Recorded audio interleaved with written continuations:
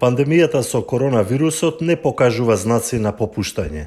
Бројот на заболени во светот надмина 21 милион, а заклучно со 17 август потврдени се 773.000 смртни случаи. Најтешко погодени региони натаму се Северна и Јужна Америка. Светската здравствена организација соопшти дека храната и пакетите не се ризични во врска со COVID-19.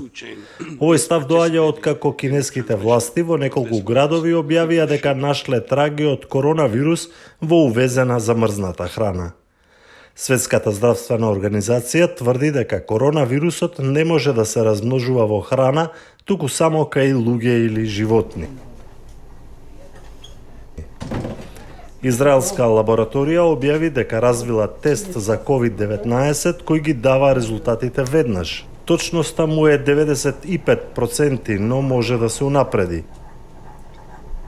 Okay, what you see here is actually a machine, a small device, very low cost, that is doing a corona test within less than a second. The person is taking just a mouthwash, put the mouthwash inside the machine, and within 1 second he can get the result whether he's sick or not. Машината ќе чини $200, а секој тест помалку од 25 центи. Економскиот шок од мерките против пандемијата во некои развиени земји е полош од очекувањата. Јапонија објави рекорден пад на бруто домашниот производ од 27,8% во вториот квартал. Во Велика Британија има исто така рекорден пад од 20,4%. Стотици илјади луѓе останале без работа, а предвидувањата се дека таквиот тренд ќе продолжи. Но британската влада ветува дека ќе им помогне на луѓето.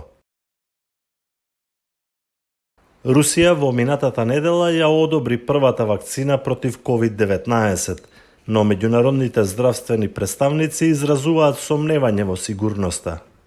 Насколько мне известно, сегодня утром впервые в мире зарегистрирована вакцина против новой коронавирусной инфекции. Достаточно эффективно, формирует иммунитет устойчивый и,